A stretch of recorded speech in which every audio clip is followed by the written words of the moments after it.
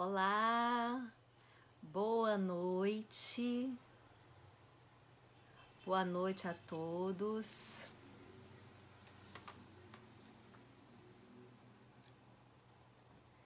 Vamos aguardando quem vai chegando para a live do Evangelho. Sejam bem-vindos. Bem-vindo, Charles. Hamilton, aqui estou eu, pontualíssima. Keila está sempre presente. Boa noite. Sandra, Suzana Nocrato, querida. Laíse, boa noite. Olá, jovem Hamilton. Sejam bem-vindos. Neuma, Isabel, tia Verinha, beijo, tia Verinha. Henrique, Nasa Sá, Valmeire, minha prima, boa noite. Verônica, Maria Zulmira, vamos chegando. Socorro Costa, boa noite. Malu Magalhães, Bernadette. Assim nós vamos nos reunindo. Luiz Fernando, presidente do GEP, olá. Francisca Gadelha, Kátia. E aqui nós vamos nos reunindo. Estamos todos conectados, todos ligados nesse momento. Todos sob a proteção da equipe espiritual do Grupo Espírita Paulo e Estevão. Sejam bem-vindos. Sejam todos muito bem-vindos. A casa continua funcionando. Não para. Ela é famosa por isso, por estar aberta todas as horas do dia. E se agora não é possível abrir as portas materiais, não seja por isso. Estamos aqui na internet fazendo o trabalho do Grupo Espírita Paulo e Estevão. Então sejam todos muito, muito bem-vindos. Que a luz do nosso querido Mestre Jesus se faça presente em cada casa, em cada lar, daqueles que estão chegando aqui e de todos os que lhes são ligados de alguma forma, que possamos estar nesse momento jogando luz para o mundo de onde nós estamos. Porque o nosso pensamento, a nossa vontade, ela tem a capacidade, a força de mobilizar os fluidos, a energia ambiente. E se nós pensamos no bem, nos reunimos em torno do bem, nós vamos fazendo isso com o mundo, lançando a luz do bem. E o mundo está precisando, vocês concordam? Acreditamos que sim.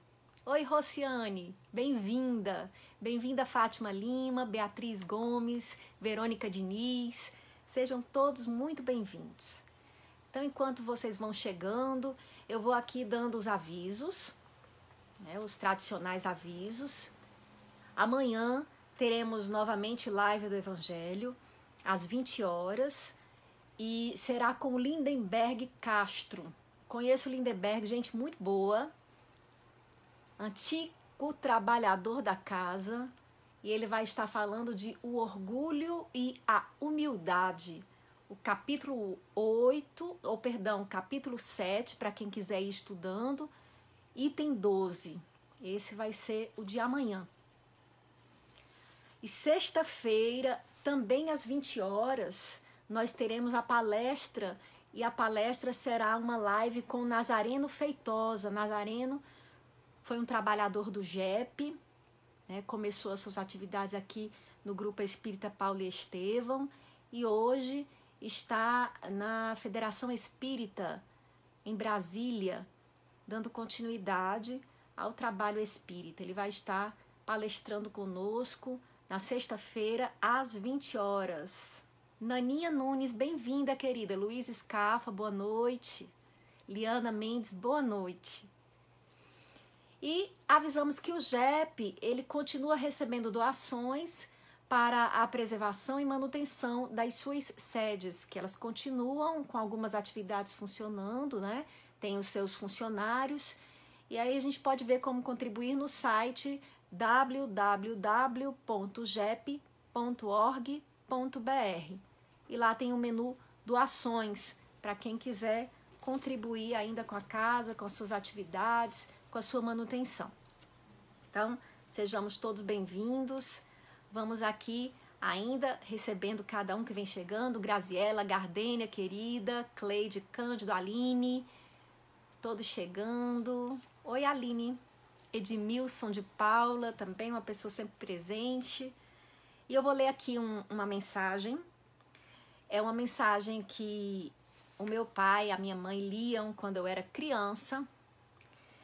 E é uma mensagem que vale para todo sempre. Vou dividir aqui com vocês. Ela é do Espírito André Luiz, psicografia de Chico Xavier. Calma, coisa que quase ninguém precisa. Se você está no ponto de estourar mentalmente, silencie alguns instantes para pensar. Se o motivo é moléstia no próprio corpo, a intranquilidade traz o pior. Se a razão é enfermidade em pessoa querida, o seu desajuste é fator agravante. Se você sofreu prejuízos materiais, a reclamação é uma bomba atrasada lançando casa novo. Se você perdeu alguma afeição, a queixa tornará você uma pessoa menos simpática junto de outros amigos. Se deixou alguma oportunidade valiosa para trás, a inquietação é desperdício de tempo. Se contrariedades aparecem, o ato de esbravejar afastará de você o concurso espontâneo. Se você praticou um erro, o desespero é porta aberta a faltas maiores. Se você não atingiu o que desejava, a impaciência fará mais larga a distância entre você e o objetivo a alcançar. Seja qual for a dificuldade, conserve a calma, trabalhando, porque em todo problema, a serenidade é o teto da alma pedindo o serviço por solução. É bonita, não é a mensagem? Parece que foi escrita para os dias de hoje. Acho que tem muita gente aí perdendo a calma. Oi, mamãe, Gracinha, bem-vinda. Quilvia, querida amiga Quilvia, bem-vinda. Atrasou, mas chegou, tá na hora. Vamos começar agora. Ana Holanda, querida Ana Holanda, bem-vinda, boa noite. João Neto, vamos chegando. Porque hoje, gente, o evangelho de hoje, ele vai ser o evangelho, o capítulo 7, itens 3 a 6. Capítulo 7, itens 3 a 6. E olhem o nome do evangelho hoje. Aquele que se eleva será rebaixado. O evangelho tem sempre algumas passagens que são comentadas. As passagens são retiradas da Bíblia e os comentários, às vezes, são de Allan Kardec e às vezes são psicografias de espíritos. O de hoje é um comentário de Allan Kardec sobre alguns trechos do Evangelho de Jesus. Então, o primeiro trecho que é trazido dessa lição é de Mateus, capítulo 18, itens 1 a 5. Nesse trecho, Jesus pergunta quem é o maior no reino de Deus. E ele aproxima de si uma criança e diz: digo-vos em verdade, que se não vos converterdes e tornardes quais crianças, não entrareis no reino dos céus. Então, se nós não formos como crianças de Jesus, não entraremos no reino dos céus. A outra passagem é a que uma mãe de 2 apóstolos de Jesus, pede a ele Olha como são as mães desde sempre. O privilégio de seus 2 filhos sentarem à sua direita no seu trono no reino de Deus. E Jesus pergunta aos 2: vocês serão capazes de beber do mesmo cálice que eu? Eles dizem que sim. E Jesus diz: de fato, vocês beberão do mesmo cálice que eu. Mas decidir se vocês vão sentar à minha direita ou não, isso não compete a mim, mas a Deus. Os outros apóstolos ficam indignados. Ora, que atrevimento, que ousadia. Começa aquela confusão. Confusão é coisa antiga também. E aí, Jesus explica: parem aí de confusão. É claro que com as palavras dele que são mais bonitinhas, certo? Parem aí de confusão. Não vamos ser assim. Sabeis que os príncipes das nações as dominam e que os grandes as tratam com império. Assim não deve ser entre vós. Ao contrário, olhem que bonito. Aquele que quiser tornar-se maior, seja vosso servo. E aquele que quiser ser o primeiro entre vós, seja vosso escravo. Do mesmo modo que o Filho do Homem não veio para ser servido, mas para servir e dar a vida pela redenção de muitos. E por último, a passagem é que Jesus entrou na casa de um fariseu para ir fazer sua refeição num dia de sábado. E ele percebeu que os convidados tentavam escolher os primeiros lugares, os lugares mais privilegiados. E disso ele aproveitou-se para dar mais uma lição. E disse: quando você for convidado para uma festa, não escolha os primeiros lugares, para que você não passe o vexame de chegarem outros convidados mais importantes e o dono da casa peça para que você saia de onde está e vá para outro lugar lá atrás. Quando você for para uma festa, escolha os lugares mais simples, os últimos lugares. E aí vão lhe chamar para ir para a frente. Porquanto todo aquele que se eleva será rebaixado, e todo aquele que se abaixa será elevado. Essa passagem está em Lucas 14, 1 e 7 a 11. E a anterior, a dos filhos de Zebedeu, está em Mateus 20 a 28.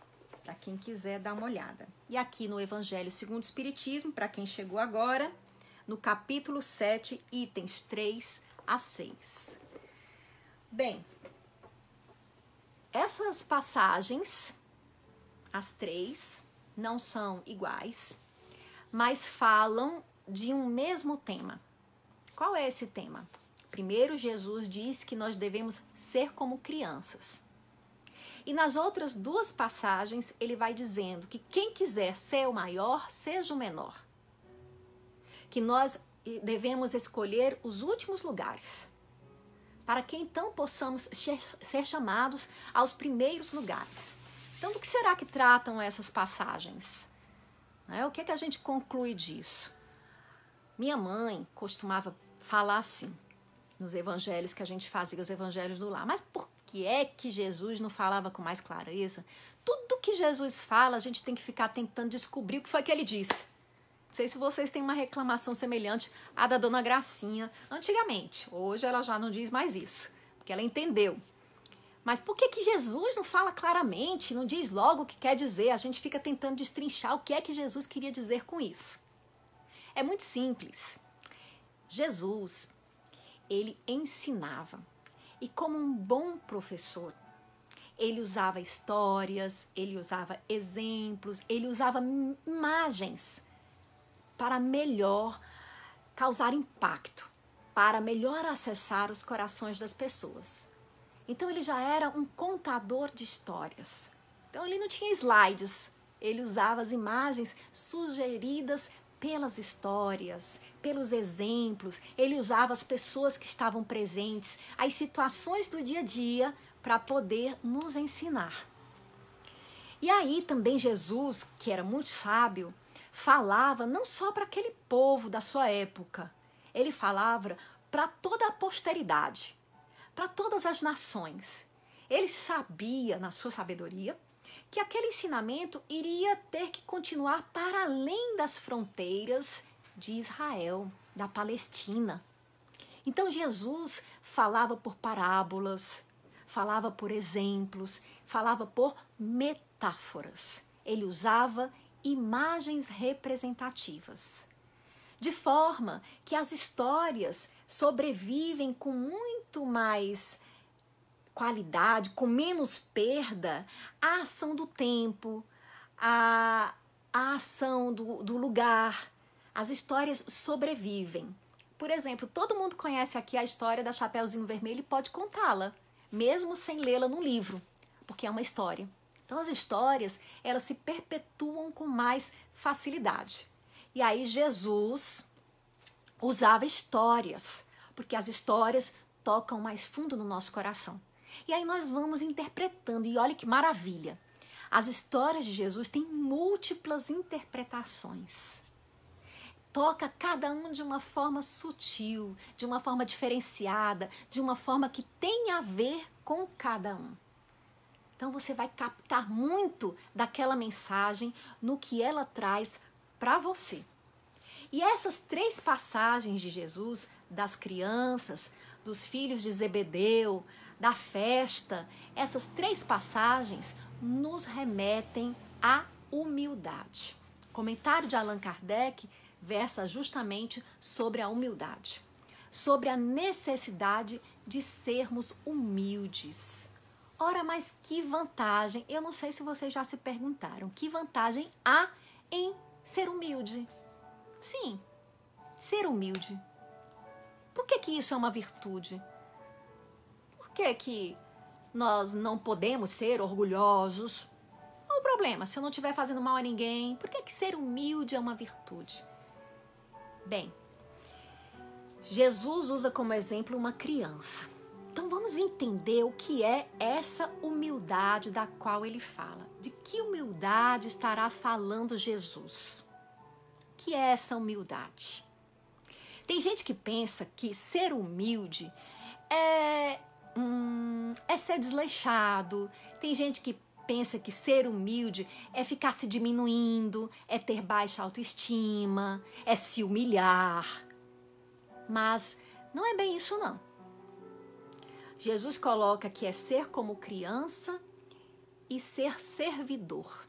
Mais ou menos isso. Ser como criança, o que quer dizer isso? Bom, a criança, ela está numa época de aprendizado muito mais intenso. Se vocês prestarem atenção, quando uma criança lhe faz uma pergunta, é realmente uma pergunta. Ela quer saber a resposta. A criança olha para o mundo com olhos de curiosidade. A criança olha para o mundo com olhos de deslumbramento. Quando a gente vai crescendo, a gente vai perdendo isso. A gente vai olhando para o mundo dizendo, eu já sei. A gente forma as nossas opiniões e se agarra a essas opiniões como se elas fossem a verdade absoluta. Nós perdemos esse espírito filosófico da criança.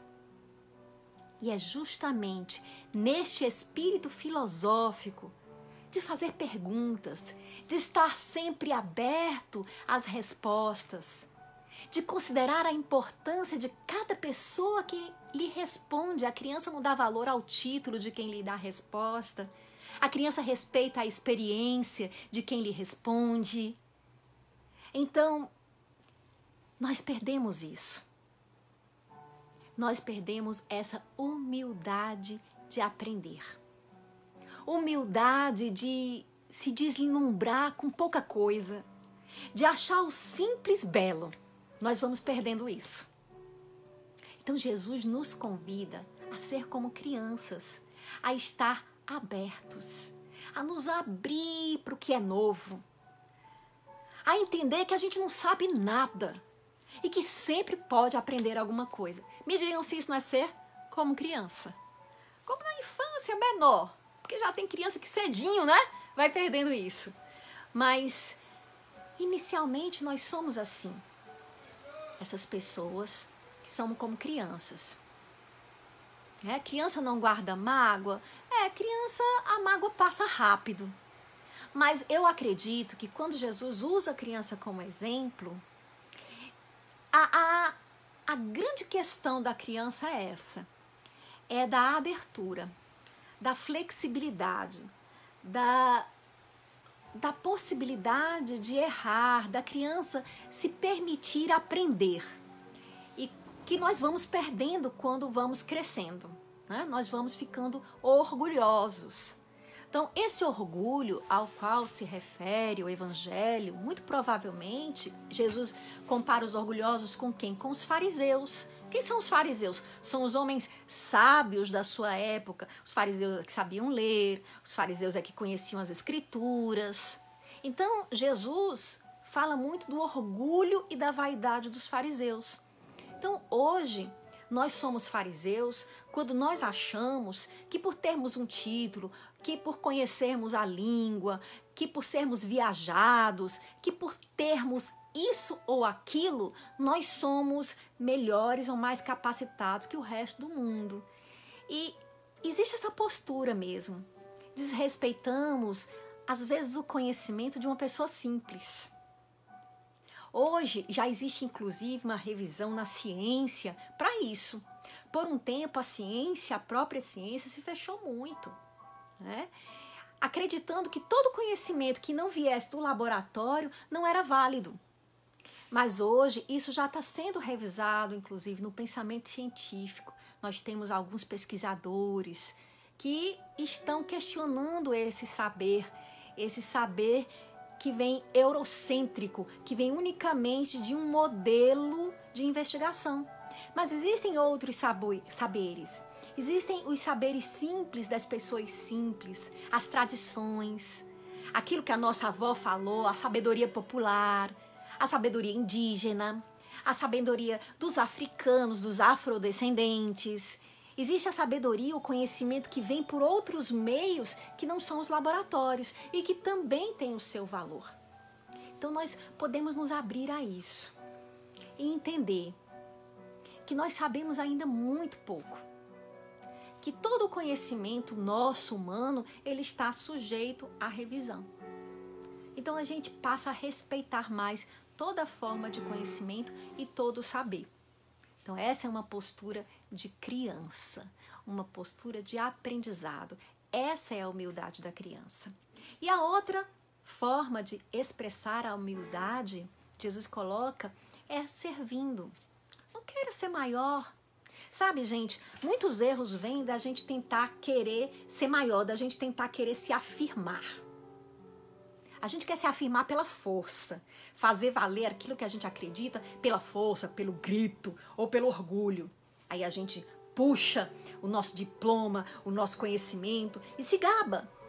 Como se a própria ciência, o próprio conhecimento não estivesse sempre sendo revisto, sendo revisado, sendo reformulado. E as coisas que a gente acredita que são verdade numa época, noutra época, nem são consideradas verdadeiras. A gente vê, puxa vida, nem era assim. Inclusive, essa é a verdadeira postura científica, é a postura que se abre à revisão e à reformulação. E Allan Kardec tem para com o Espiritismo essa proposta. Por isso que o Espiritismo tem um caráter científico. O Espiritismo ele não se fecha em copas, ele está aberto à revisão e à reformulação. Então, nesse aspecto, o Espiritismo se diferencia um pouco das chamadas religiões propriamente ditas. Não só porque ele não tem sacramentos, sacerdotes, mas também porque ele está aberto à revisão, à ampliação, à reformulação. Ele dialoga com os novos conhecimentos e se amplia. Pelo menos essa é a proposta inicial do Espiritismo. E aqui eu chamo a atenção. Oi, dona Vanusa. Vanusa, muito querida, pessoa que me conhece há muito tempo. E tá chegando aqui. Oi, Vanuzinha. Enfim, quando a gente... eu escuto, às vezes, nesse momento atual, algumas posturas espíritas, eu acho que a gente poderia reformular um pouco a nossa maneira, inclusive, de propagandear, se assim se pode dizer, o espiritismo, porque o espiritismo não precisa de propaganda, nós não temos que estar fazendo propaganda da doutrina espírita. Existem vários caminhos e as pessoas encontram os seus caminhos, mas eu percebo às vezes as pessoas se centrando muito nos fenômenos espíritas, e há uma confusão, né, na sociedade em geral, entre espiritismo e fenômeno mediúnico. O fenômeno mediúnico não é sinônimo de espiritismo. O espiritismo é uma doutrina que se formulou a partir dos fenômenos mediúnicos. Então, aconteceu no século XIX uma série de fenômenos mediúnicos que Allan Kardec investigou, e não só ele, como outros pesquisadores em sua época investigaram. Então, Kardec foi na França, mas existia na Rússia Alexander Aksakov, existia na Itália outros pesquisadores, César Lombroso, enfim, existem vários pesquisadores em vários lugares do mundo desses fenômenos que vinham acontecendo. E aí surgiu a doutrina espírita a partir do fenômeno mediúnico. Então, Kardec fazia perguntas aos espíritos sobre como era a vida além túmulo, e os espíritos respondiam. E ele foi se aprofundando, perguntando sobre Deus, sobre o sentido da existência, e os espíritos respondiam. Mas não bastava os espíritos responderem para Allan Kardec achar que estava certo, não. Tinha que aquela resposta ter sentido, porque Kardec observou que os espíritos são as pessoas que desencarnaram, que não estão mais em corpos carnais, que morreram. Então, assim como tem gente que diz mentira, tem espírito que diz mentira. Tem gente que fala do que não sabe como se soubesse, tem espírito que fala do que não sabe como se soubesse. Então, Kardec fazia uma verdadeira investigação, comparação, levantamento de dados em cima daquelas informações trazidas pelos espíritos. E foi assim que surgiu o espiritismo. Então, ele surgiu do fenômeno, mas o espiritismo não é o fenômeno. Nós temos um corpo doutrinário. O espiritismo é a doutrina, é o conhecimento resultante desse fenômeno. Então, a prática da mediunidade é um aspecto da doutrina espírita, não é toda a doutrina espírita. Então, o que o espiritismo pode oferecer hoje à humanidade, nesse momento atual? É ficar dizendo, dando notícia de como estão os espíritos do outro lado? Eu acho que isso é o mínimo da doutrina espírita. O espiritismo oferece a informação do sentido da dor, do sentido do que acontece e da postura que nós devemos ter. Então, a lição de hoje no Evangelho é sobre a postura que nós devemos ter. Uma postura de humildade. Da gente dobrar a cabeça, da gente saber ouvir os que sabem mais do que a gente, da gente se permitir revisar determinados comportamentos e crenças, quando nós descobrimos que eles não são universais, que não são válidos para sempre, que não são válidos para agora. Isso tudo é humildade. Então, acho que o momento é um convite à humildade, né? A que a gente esteja aberto à informação, em que a gente possa também ir exercendo a fé, a humildade de confiar em Deus. Confiar que existe um sentido para isso tudo. E isso tudo é humildade, gente. Então, o convite é esse. Então, a gente serve. Como é que a gente pode servir hoje em dia? Eu não sou médica, eu não sou profissional de saúde, eu não sou enfermeiro, eu não posso servir, eu não posso trabalhar, eu não sou coletor de lixo, eu não estou ali na rua, eu não sou... Alguém mandou assim, nós não somos importantes. Todos somos importantes, todos. E quando você é convidado, por exemplo, a ficar em casa, você é importante. Você é um colaborador para o momento atual, né? Você está contribuindo da maneira que lhe é acessível. E gostar de contribuir dessa maneira que lhe é acessível é humildade. Nós temos que ter essa humildade. Também fazer a prece, contribuir com bons pensamentos. E a prece, isso tem lá valor? Tem. Se todo mundo se reúne, se todo mundo volta o pensamento para o bem, não se desespera, confia, nós temos uma outra postura. Nosso organismo reage de outra forma. Existem pesquisas hoje em dia nesse sentido, comprovando isso. Basta a gente querer pesquisar, a gente encontra as informações sérias, informações válidas. Então, nós temos que dar atenção a isso. as pequenas coisas que talvez achamos que não são importantes, como se só fosse importante o grande, o vistoso, mas não. A postura de estar em casa é importante, a postura de se cuidar é importante, porque quando você se cuida, você também cuida dos outros. Esse fenômeno hoje em dia, dessa doença que se espalha, nos mostra isso, que ao cuidar da gente, a gente cuida do mundo. Olha que coisa linda, que lição maravilhosa. A melhor forma que você pode cuidar agora do mundo, você que não é um profissional da saúde, que não está sendo chamado às linhas de frente, né? A melhor forma é você cuidando de você. Cuide de você, porque você cuida do mundo, né? Você cuida dos seus. Ah, eu não ligo para isso. Mas você tem parentes, você não é só no mundo. Você tem outras pessoas. E as outras pessoas contam e precisam da sua colaboração. Então, de paciência, né? Eu conheci pessoas que estão indo agora, pessoas que estão desencarnando. E o nosso papel é não entrar em desespero. Né? Nós entendemos, é incrível, tem algumas pessoas que são aparentemente saudáveis e que, ao serem tocadas por essa doença, não resistem, e outras que são aparentemente frágeis conseguem. Por quê? Porque existe um algo além por trás disso tudo. Não tem a ver com mérito, com você ser bom, com você ser mal, né? Mas uma série de outros fatores que se somam. Mas o fato e a grande verdade é que nada é acidental. E tudo traz alguma lição e algum crescimento para a gente. Dito isso, né, esse convite do Evangelho a sermos humildes, a prestarmos atenção no que podemos aprender, a termos paciência, a aguardarmos, a não propagarmos o mal, a sermos pequenininhos, fiquemos na nossa, possamos estar refletindo, fazendo nossa parte nesse momento. Dito esse convite, aqui a gente abre para vocês. Se vocês quiserem fazer perguntas, quiserem contribuir de alguma forma, vão me falando aí para que a gente possa ir se aprofundando um pouquinho mais. Se vocês têm dúvidas, né? E eu até chamo a atenção, quando eu falei agora da contribuição da mediunidade e da contribuição da doutrina espírita, foi porque muita gente, quando sabe que eu sou espírita, e aí, o que acontece quando as pessoas morrem? Como se o espiritismo fosse só uma doutrina sobre o que acontece quando a gente morre. A doutrina espírita é uma doutrina que traz lições para a vida, né? Além de dar informações sobre o que acontece no desencarne da gente, né?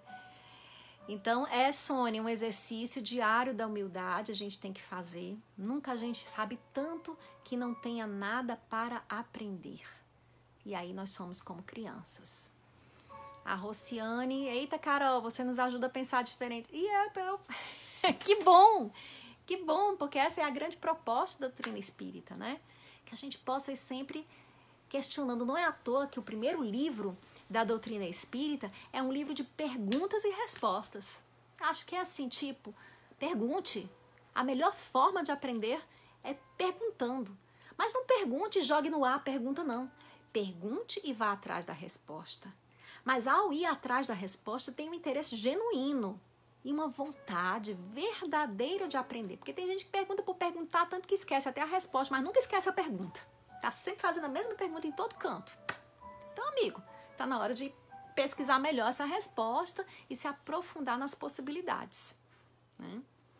Então, aqui alguém está dizendo, Lúcia, se nos mantivermos em paz, em prece por aqueles que foram acometidos pelo vírus e por todos que estão trabalhando, aí sim estaremos fazendo a nossa parte. Exatamente, Lúcia. Esse é o grande convite, né? Nós podemos ser uma poeirinha aqui nesse grande deserto atual, mas nós temos a nossa contribuição, nós fazemos a nossa parte. Sandy, como podemos aprender a ser mais serenos nesse momento? Sandy, a gente tem que aprender a ser mais sereno, é verdade. Existe hoje em dia uma preocupação muito grande, né, em se encaixar em determinados modelos, né? Da gente se encaixar em determinados modelos, em uma busca muito grande, o que fazer, né? De como fazer. A gente está sempre com essa pergunta hoje em dia: o que é que eu faço? Me digam o que fazer. O que é que eu faço para chegar no ponto tal? Né? A gente quer respostas prontas. O que é que você faz para sair dessa ansiedade? Isso é o grande miolo da ansiedade. Você fica com medo de perder o controle, de não ter o controle. Então, isso é o gerador da ansiedade, o medo de perder o controle. E aí, por medo de perder o controle, a pessoa está sempre se projetando no futuro. Ela se projeta à frente, né? Ela está sempre indo lá para frente, tentando prever todas as coisas ruins para que ela possa evitá-las. E ela não vive o momento atual. Então, o que é que você faz? Você fica aqui agora. Você aproveita cada momentinho. Ao invés de estar querendo enlouquecer para se encaixar aí no modelo, porque ninguém tem um modelo correto, na verdade. O modelo que deu certo para um pode não dar certo para você. Ah, tem gente que está nesse momento ganhando muito dinheiro, fazendo isso e aquilo, e eu estou aqui. Você está aí, você não consegue, não tem energia, se aquieta um pouquinho, se respeita. E é isso que você pode fazer. Se você fizer isso, você se respeitar, se você entender o seu limite, você vai ficar mais calmo. Não precisa ter medo.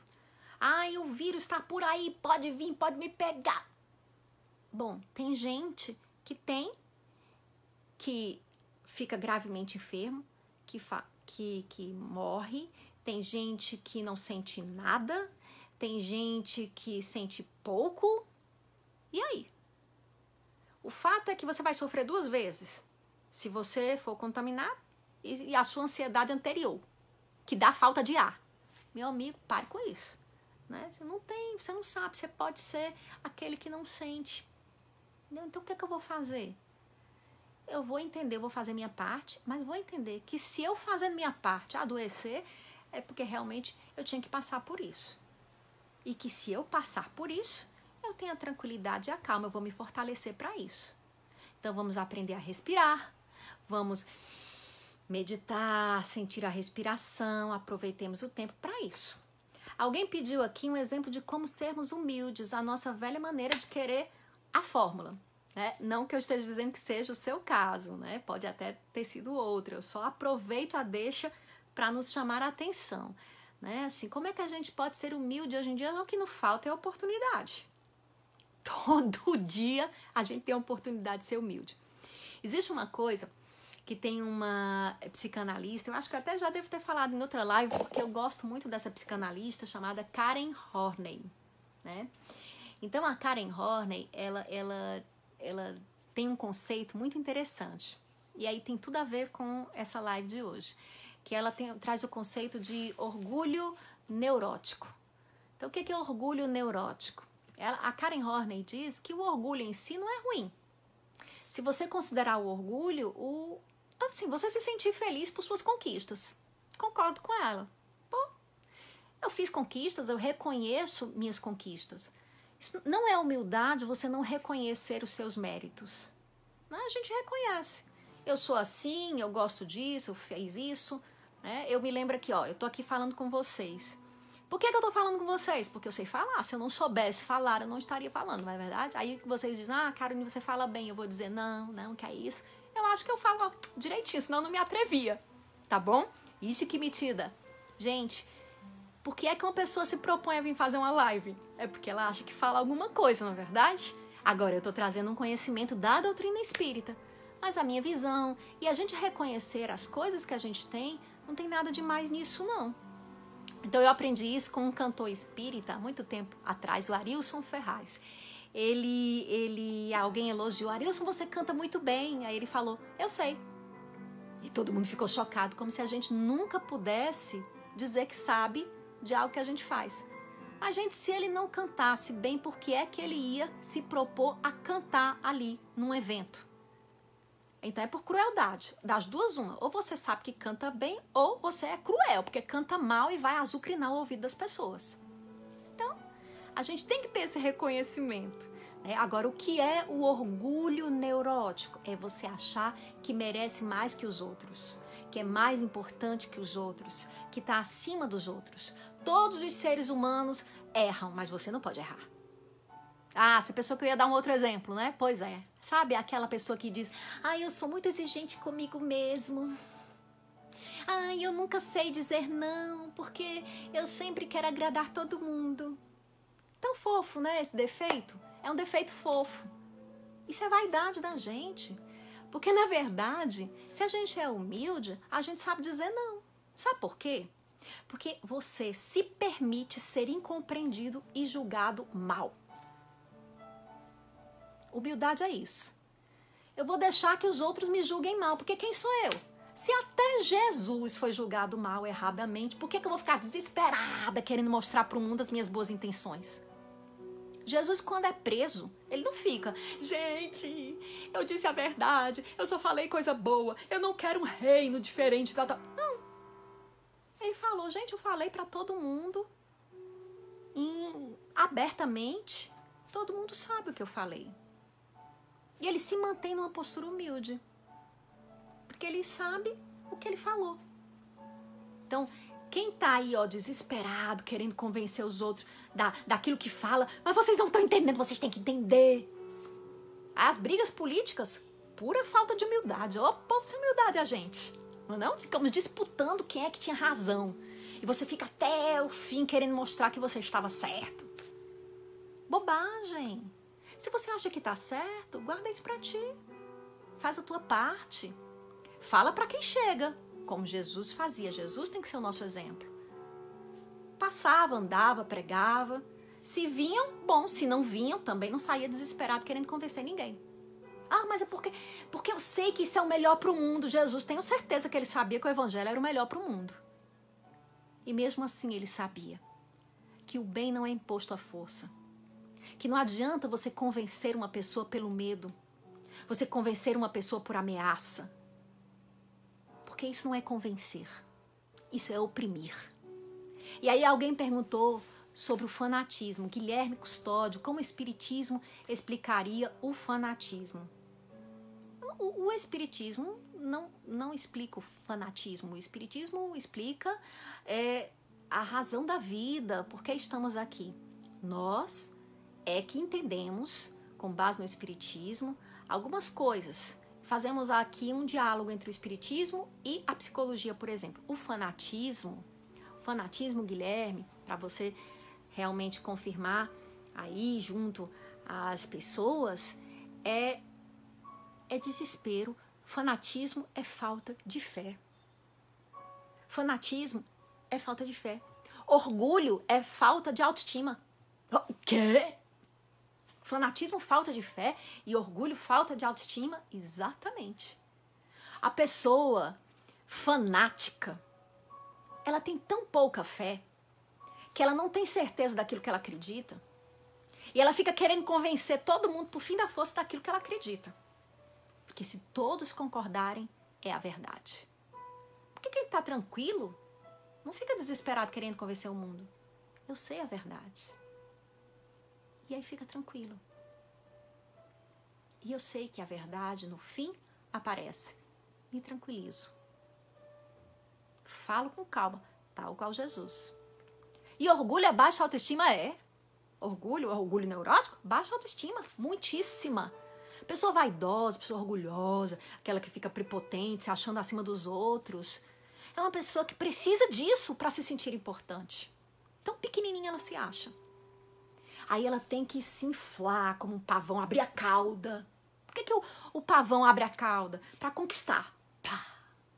Olhem para mim, pelo amor de Deus. Olhem como eu sou importante. Olhem como eu sou maravilhoso. E eu grito as minhas virtudes. Eu grito as minhas vantagens, os meus títulos, as minhas conquistas, as minhas belezas, o meu carro, a minha roupa, o meu cabelo. Eu vou gritando tudo para ver se eu consigo um olhar de admiração. Quem é humilde não precisa disso. Quem tem autoestima é humilde. Porque você não precisa que os outros lhe digam que você é maravilhoso para que você se sinta digno de amor, digno de amizade. Porque até mesmo Jesus foi abandonado por seus amigos. Jesus, muito acima da gente. E quando volta, ressuscitado, ressurgido em seu corpo espiritual, ele vai até esses amigos e não passa na cara de nenhum que eles o abandonaram. Percebem isso? Ele aparece para Pedro, depois de ter aparecido para Maria Madalena, e não diz: olha aí, Pedro, eu não falei que você ia me negar? Fosse a gente falava, né? Não tem essa passagem. Eu avisei. Cadê aquele amor que você disse que sentia? Você não vê isso. Porque ele era humilde. Porque ele estava ciente. Porque ele não passava na cara. Como passar a tristeza, a ansiedade em uma fase ruim da vida? Sinto só vontade de chorar, me sinto fraca e sozinha, muito dor de cabeça. Angélica não tem uma fórmula. Como passar a tristeza? Nós vivemos num mundo cheio de tristezas mesmo, sabe, Angélica? A gente vive num mundo cheio de coisas pesadas. Vocês vão concordar comigo, não concordam? Nós estamos num mundo difícil. Na doutrina espírita a gente diz que é um mundo de provas e expiações. Mas Jesus ao mesmo tempo diz: meu reino não é deste mundo. Então não é desse mundo a felicidade, a justiça, tudo aquilo que ele promete. Vixe, Caroline, quer dizer que eu tenho que esperar morrer para ser feliz, para passar minha tristeza e minha ansiedade? Será que é isso que você vai me dizer, Angélica, né? Será que eu vou precisar morrer para ser feliz? Não, Angélica, não é isso. Não é desse mundo material. Mas o mundo espiritual já existe em nós, porque nós somos espíritos. Nós somos seres espirituais encarnados, mas nós somos, em essência, seres espirituais. Jesus diz: não ajunteis tesouros na terra, onde as traças os corroem, onde os ladrões os roubam. Ajunteis tesouros no céu. E onde é o céu? É lá em cima, nas nuvenzinhas? Não. Lembram? Jesus fala por metáforas. O céu é a minha parte espiritual. O céu é a minha essência espiritual. Sou eu, espírito. É onde eu reúno as minhas emoções. E os meus tesouros são as minhas emoções. A alegria nesse mundo é uma maneira de olhar o mundo. Jesus diz assim: a luz dos seus olhos, não é? Você vê o mundo de acordo com a luz dos seus olhos. Se o seu olho é luz, tudo à tua volta se torna luz. Se o seu olho é treva, tudo à sua volta está em treva. Então, a tristeza e a ansiedade, o medo, a desesperança, são formas de olhar o mundo. Eu tenho que mudar a minha forma de olhar o mundo. Eu não consigo.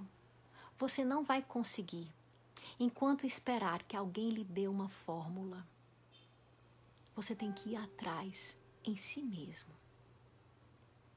Eu, aqui, Caroline, preciso de explicações que respondam à minha consciência. Então, por isso eu estudo. Para mim, eu preciso de racionalidade, eu preciso de lógica, porque eu sou assim, é uma característica minha, do meu tipo psicológico. Mas você pode ser um outro tipo psicológico. Procure aquilo que lhe traz esse olhar diferenciado para o mundo. O ângulo pelo qual você vê o mundo é que vai fazer toda a diferença. É isso que a gente tem que estar atento. E é assim que a gente consegue ser feliz aqui. A gente pode ser feliz aqui. Eu acho que a gente foi criado para ser feliz. Mas felicidade nesse mundo depende muito de como a gente olha. Porque é um mundo cheio de limitações. Mas como a gente encara cada acontecimento, isso nos faz menos ou mais felizes. Aqui eu tô vendo tudo que vocês estão falando, são muitas coisas boas, né? Não dá para eu ler todas. Alguém tá dizendo que a humildade não é querer impor sua vontade, sua verdade aos outros. Exato. Mas isso vale para todos, viu? Vale para todos. Para os outros e para mim, né? Por isso que eu digo a vocês, tentando ser humilde, busque o seu caminho. Eu sou espírita, eu encontro esse olhar para o mundo na doutrina espírita. Se você encontra na religião evangélica, abrace-a. Ela lhe torna mais feliz, você olha o mundo de outra forma, prossiga ali. Se é na religião católica, abrace-a. Se é em nenhuma religião, que seja, mas desde que você possa olhar ao mundo com olhos que brilham. Então isso parte muito dos nossos corações, de como a gente vê o mundo. A felicidade ela não vem de fora para dentro, é de dentro para fora.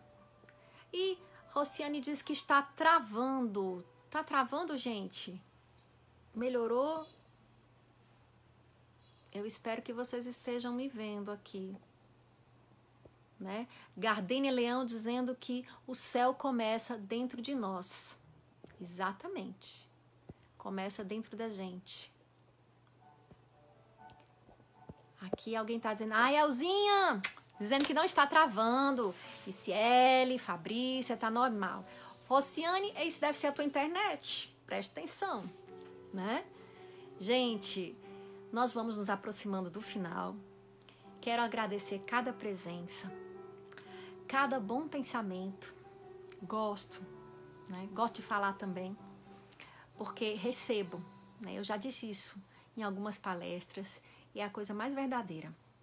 Quando eu falo de doutrina espírita, eu adoro falar de doutrina espírita, porque eu me sinto muito abraçada nessa hora, reconfortada com os olhares das pessoas. Eu aqui não estou vendo os olhares de vocês, mas eu sinto essa energia e eu agradeço imensamente. Eu sei que aqui eu estou falando de coisas que eu aprendi, que esses conhecimentos eles foram colhidos em livros, em autores. Graças a Deus, eu sei até traduzi-los minimamente. Mas sugiro a vocês que procurem também os seus conhecimentos, as suas respostas, as suas informações. É muito bom e nos fortalece muito. E para finalizar, como eu tenho trazido sempre poesias do meu pai, eu vou trazer uma poesia dele interessante. O meu pai desencarnou de câncer. Na verdade, não foi do câncer. Ele teve um câncer no coração e foi para um transplante. Do transplante ele teve complicações, né? Ele teve infecção hospitalar e disso ele desencarnou por um problema nos pulmões. Né? Os pulmões dele foram tomados por uma bactéria e aí ele desencarnou. Mas quando o papai estava esperando, papai era espírita, quando ele estava esperando o coração novo na fila do transplante, ele era muito positivo, né? Muito para cima. E eu e minha irmã, nós estudamos um pouco de cuidados paliativos. E a gente ficou se questionando, será que o papai está se negando? Será que ele está mentindo para si mesmo? Ele não quer olhar o que ele tem? Mamãe também tinha esse questionamento, né? Será que não? Mas ele falava, inclusive, o nome da doença, o que é muito estranho, né? Porque as pessoas não gostam de falar, eu tenho câncer. E ele falava.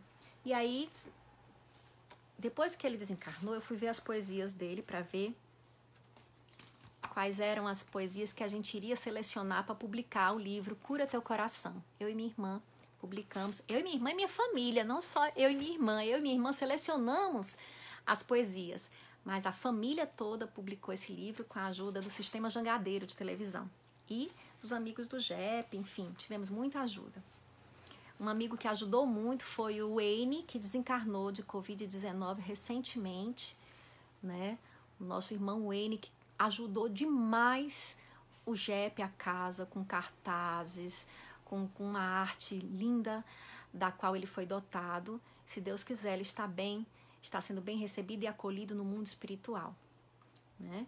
E aí eu e a minha irmã comentávamos isso, e minha mãe, será que ele está mesmo sabendo? E depois que ele desencarnou, eu vi essa poesia que eu vou dividir aqui com vocês. Ele sabia sim.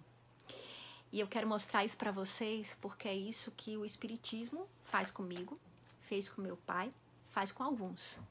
Procure o lugar onde você sinta isso que ele manifesta nessa poesia. Esse é o seu lugar, de onde você vai ver o mundo com olhos bem mais iluminados. Deus é que decide. Do alto do meu prédio, no meu ninho, vejo as nesgas de luz do sol poente. Sinto, porém, que não estou sozinho, se a presença de Deus cresce na gente.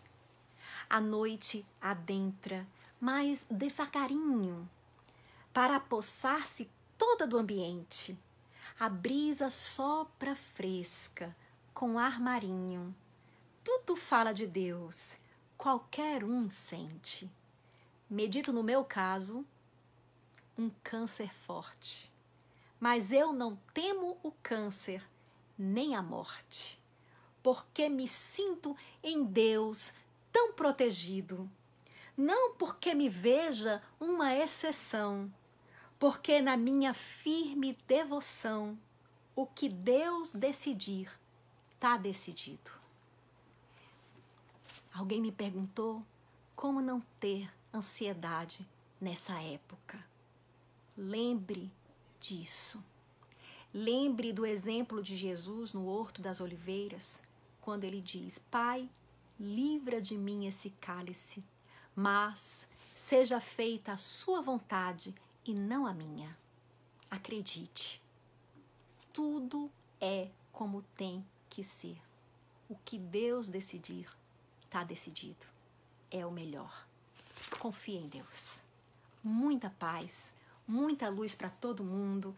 Uma boa noite. Vamos dormir bem. Façamos as nossas preces. Emitamos luz para o ambiente e fiquemos em paz com a graça de Deus. Obrigada, gente. Abraço para todos vocês. Semana que vem nós estaremos aqui de novo. Amanhã, às 20 horas, Lindenberg Castro, com orgulho e a humildade. E até a próxima. Grandiosíssimo abraço para vocês. Tchau, tchau.